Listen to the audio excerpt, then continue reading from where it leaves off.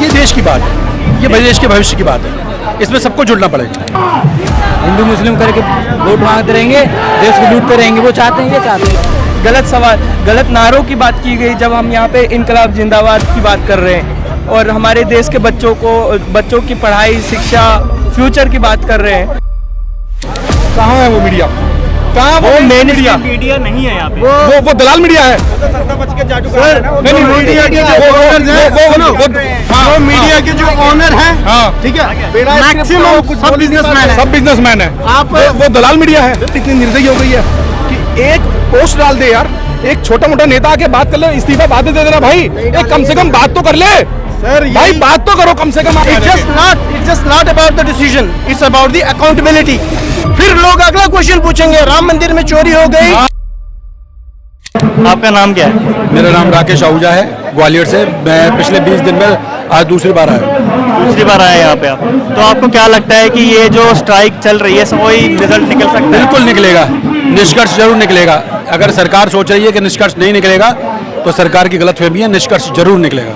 जैसे main stream media जो है वो अब तक उस पर कोई सवाल जवाब नहीं कर रही है। देखिए मेन स्ट्रीम जो मीडिया है वो तो सब लोग जानते ही है कि गोदी मीडिया है, वो सवाल नहीं उठाएगी। वो 2-3 तरीके से दबी हुई भी है, बिकी हुई भी है, तो वो सवाल नहीं उठाएगी। और जो सोशल मीडिया पे जो स्टूडेंट फेडरेशन के जो खुद का प्रोग्राम चल रहे हैं, उसी के मार्फत, उसी के पास पूरे देश में आक्रोश की रैली है और वो चल रहा है। हजारों लोग हैं जो इस मूवमेंट को सपोर्ट कर रहे हैं और निश्चित तौर पे इस पवित्र मूवमेंट का, पवित्र जो मिशन है उसका निष्कर्ष निकलेगा और छात्रों को जरूर विजय प्राप्त हो। आपका ये कहना है कि इसमें बड़े बुजुर्ग या जिनके बच्चे प्रभावित नहीं हैं वो लोग क्यों आए हैं यहाँ? ये देश की बात है, ये देश के भविष्य की बात है, इसमें सबको जुड़ना पड़ेगा। ये तो और देश के भविष्य के लिए चाहे छोटा हो बड़ा हो, किसी भी एज ग्रुप का हो, उसको आना पड़ेगा और उसको ये सहयोग करना पड़ेगा। अच्छी मांगों के लिए अच्छे लोगों के साथ में खड़ा रहना पड़ेगा। तो देश की जनता के लिए कुछ बोलना चाहेंगे इसके अंदर? देश की जनता के लिए मैं यही बोलना चाहूँगा कि आप लोग जो घरों में बैठ के सपोर्ट कर रहे हैं, वो मैं यही हूँ, घर में बैठ के जो सपोर्ट कर रहे हैं, वो आप यहाँ पे जो आंदोलन चल रहा है जंतर मंतर पे, जो भी दिल्ली निवासी हैं वो सड़क पर आए, जंतर मंतर आए और प्रत्यक्ष रूप से अपना सहयोग दें। तो 20 तारीख को आएंगे यहाँ पे आप? निश्चित तौर पर, निश्चित तौर पर। ये रुकेंगे या फिर आएंगे दोबारा? रुकूंगा, आप नहीं रुकेंगे 20 तारीख तक यहाँ? आप पंकज सिंह। Pankaj Singh, yes sir. तो आप यहाँ पे कितने दिन से आ रहे हैं? मैं आज ही आया हूँ यहाँ। आज ही आए, पहला दिन है आपका। तो आप यहाँ पे आके भीड़ भाड़ को देख के आपको क्या विचार है? ये बेचारे कि उनको इस्तीफा देना चाहिए और लोग इनकी बात सुननी चाहिए। बेचारा एक साइंटिस्ट है जो रियली एजुकेटेड है, अच्छा पढ़ा लिखा है, प्रैक्टिकल है प्योर, तो उसका स्ट्राइक को ख़त्म कराना चाहिए, उसको इस्तीफा दे देना चाहिए। जवाब है ही नहीं उसके पास, तो जवाब कहाँ से देगा वो?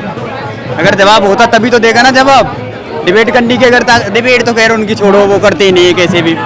हाँ, तो अगर जवाब उनके पास कोई भी छोटा मोटा कुछ भी जवाब भैंस के पास कहाँ होता है? भैंस के आगे बीन बज रहा है, बस सारा ला देगी, किसी सिंग फिंग और मार सकती है किसी दिन। आपका इस प्रोटेस्ट को लेके क्या विचार है? मेरा इस प्रोटेस्ट को लेकर मैं सबसे पहले ये बता दूं कि मैं उत्तर प्रदेश के चंदौली जिले से आया हूं और मैं इस प्रोटेस्ट को पुरजोर समर्थन करता हूं। मेरे पास एक कविता मैंने लिखा है, हाँ मैं सुनाना चाहता हूं। कविता है कि मुर्दों के देश में एक जिंदा न मर जाए, मुर्दों के देश में एक जिंदा न मर जाए, शिक्षा के अलख में एक शिक्षक न जल जाए। मुर्दों के देश में एक जिंदा न मर जाए, शिक्षा के अलख में एक शिक्षक न जल जाए। सत्ता सरकार मंत्री आते जाते रहेंगे, सत्ता सरकार मंत्री आते जाते रहेंगे। कहीं एक इन निकम्मों के चक्कर में कहीं एक अजीम शख्स ना थम जाए। मुर्दों के देश में एक जिंदा न मर जाए, शिक्षा के अलख में एक शिक्षक न जल जाए। तो मैं यही कहूँगा, यही मेरी पोयम थी कि भाई ये सरकार है, हमारे पास एक ही अधिकार मिला है प्रदर्शन करने का, आंदोलन करने का। और मैं पूरे अपने देशवासियों से निवेदन करूँगा कि कि सोनम वांगचुक सर का आप मजबूत कंधा बने, जहां रहे वहीं से सहयोग करें। धन्यवाद। ये आज ही की बात है। आज हमने ले देके थोड़ा बहुत उन्हें बोलने को मतलब पूछने को दिया सवाल, तो वो कैसे सवाल पूछे जिसमें प्रोपेगेंडा फैलाने की कोशिश की गई, गलत सवाल, गलत नारों की बात की गई। जब हम यहाँ पे इनकलाब जिंदाबाद की बात कर रहे हैं और हमारे देश के बच्चों की पढ़ाई, शिक्षा, फ्यूचर की बात कर रहे हैं, तो हमें जब मर्जी तब टेररिस्ट बोल के टैग कर दिया जाता है, टुकड़ा कुछ भी कह देते हैं। मैं तो खासकर आपका धन्यवाद करना चाहूँगा कि आपकी तरफ से जो है ये जो जानकारी जा रही है, लोग प्रोटेस्ट में हिस्सा ले रहे हैं, भाग ले रहे हैं, नहीं तो इतनी जो भीड़ हो रही है लोगों को पता ही ना चलेगा कहाँ पर क्या हो रहा है। तो आप फिर भी जो है सही पत्रकारिता कर रहे हो। मैं कह रहा हूँ आप नेशनल मीडिया से भी अच्छी पत्रकारिता कर रहे हो। प्रोटेस्ट के बारे में भाई सबसे पहले तो मैं आप जैसे क्रिएटर्स को धन्यवाद दूंगा कि आप लोगों ने जो है यहाँ के लोगों की, हम लोगों की आवाज़ उठाई है। मेन स्ट्रीम मीडिया का एक चैनल यहाँ पे नहीं उपस्थित है, कोई पत्रकार नहीं आया है, सारे के सारे दलाल बैठे हैं, जो है सत्ता पक्ष के चाटुकार बैठे हैं। आप जैसे लोग जो हैं इस आंदोलन को आगे बढ़ा रहे हैं और यहाँ पे बहुत सारे ऐसे लोग आए जो आंदोलन को हाईजैक करना चाहते हैं। अभी मैं ट्विटर पे देख रहा था, मैं हमेशा ट्विटर पे देख रहा हूँ कि सोनम साहब को एंटी नेशनल घोषित कर चुके हैं। कह रहे हैं कहाँ, उन्होंने कब बोला भाई मैं साइंटिस्ट, उन्होंने कब बोला मैं इन्वेंटर, उन्होंने कब बोला मैं इंजीनियर हूँ। सारा पर ये लोग इसलिए नहीं आ रहे क्योंकि इनको पता है इनके अंदर सारा कंट्रोल है, इलेक्शन इन्हीं को ही जीतना है। कुछ बोल तो वैसे भी नहीं रहे, मेनस्ट्रीम मीडिया कुछ बोल नहीं रही है क्योंकि इनको सारा इन्होंने खरीद रखा है, सब कुछ तो इन्हीं का है। उनको पता है कि आएंगे तो लतेड़ दिए जाएंगे, इसलिए वो यहाँ नहीं रहे डर के मारे। यहाँ जो स्क्रिप्ट मिल रहा है वही बोल रहे हैं बस मीडिया पे। आज आप यहाँ आए हैं कवरेज करने के लिए, मैं आपसे पूछता हूँ, मीडिया जो है वो देश का चौथा स्तंभ है, चौथा स्तंभ था या है, जो भी है, कहाँ है वो मीडिया? कहाँ वो मेन मीडिया नहीं है यहाँ पे, वो दलाल मीडिया है। जो मीडिया के जो ऑनर हैं, हाँ ठीक है, मैक्सिमम सब बिजनेसमैन है। आप वो दलाल मीडिया है, वो उनके आका बोल रहे हैं कि इनको कवर नहीं करना, इसलिए वो नहीं आ रहे यहाँ पे। आप लोग आए हो, आप लोग इतनी मेहनत कर रहे हो, इतने सारे यूट्यूबर यहाँ पे आए हैं, इतने सारे सोशल मीडिया एग्जीक्यूटिव यहाँ आए हैं, सिर्फ 10 दिन पहले तो यहाँ पे आके इनको वो मिलने लगा है जो इतनी कवरेज मिली है सोनम वांगचुक जी को। क्या सरकार इतनी निर्दयी हो गई है कि एक पोस्ट डाल दे यार, एक छोटा मोटा नेता आके बात कर ले, इस्तीफा बाद में दे देना भाई, एक कम से कम बात तो कर ले सर, भाई बात तो करो कम से कम आगे। एक कारण है, आप किसी भी डेवलप कंट्री में देखोगे तुमका जो एजुकेशन बजट होता है ना, उनकी ओवरऑल जीडीपी का 4 से 5% रहता है। कितना इंडिया में एजुकेशन का 2% से ऊपर ही नहीं जा रही है। क्यों पता है? Only the reason is if everyone will get educated, they will start asking the questions to the government. Yes. Because government is here to govern us, not to rule us. जब कोई अभी आप इस्तीफे की बात करते हो, इस्तीफा तो 2 मिनट में दे दे वो, बट उनको पता है कि अगर हम इस्तीफा अगर इस बार देंगे, it's just not about the decision, it's about the accountability.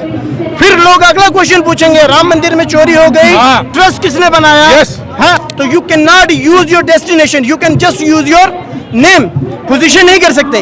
जब आप पीएम बोलते हो, सर ने बात करी, सॉरी सर मैं आपको काट रहा हूँ, सर ने बात करी कि देश की एजुकेशन का जो बजट है वो मात्र 1.5 से 2% है। मैं उसको नंबर में कन्वर्ट करके यहाँ की जनता को बताना चाहता हूँ कि देश का जो एजुकेशन बजट है वो मात्र $5 बिलियन का है। और जबकि अगर मैं अपने आप को चाइना से कंपेयर करूँ तो वहाँ का जो एजुकेशन बजट है वो $800 बिलियन है।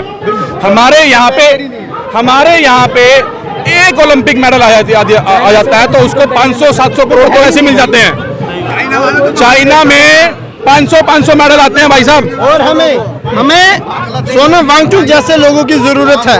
If you will talk about his career, आप इनके बारे में पढ़ना, आई स्तूपा, ठीक है, जितने भी वो जो हीट वाले टेंट्स आर्मी को जो दिए हैं, इनका जो कंट्रीब्यूशन है ना, इनके जब फादर साहब 1984 में एसटी उसके लिए शेड्यूल्ड ट्राइब स्टेटस के लिए वो जब उस पे बैठे थे प्रोटेस्ट पे, इंदिरा गांधी उस टाइम पे पीएम थी, शी केम देयर और उन्होंने उसको जूस पिला के वो किया। बट आज देखो, this is not the democracy, it is autocracy. मैं बीजेपी को भारतीय जनता पार्टी नहीं मानता, मैं बीजेपी को भ्रष्टाचारी जनता पार्टी मानता हूँ। इन्होंने इतना भ्रष्टाचार फैलाया है, हर चीज में भ्रष्टाचार है। राम मंदिर में भ्रष्टाचार, पेट्रोल में एथेनॉल ब्लेंडिंग में भ्रष्टाचार, 2G 3G 4G 5G सब भूल गए लोग, सब किसी भी देश की जो नींव होती है ना, अगर आप 10 मंजिला इमारत बनाना चाहते हो तो उसका बेस उसी हिसाब से बनाया जाता है। अगर हम बेस की बात करें, you will see thousands of students who are educated, but if you will ask them even one question about the AI और कुछ भी, तो वो चुप हो जाते हैं। क्यों पता है? शिक्षा का स्तर इतना नीचे कर दिया ना, गवार लोग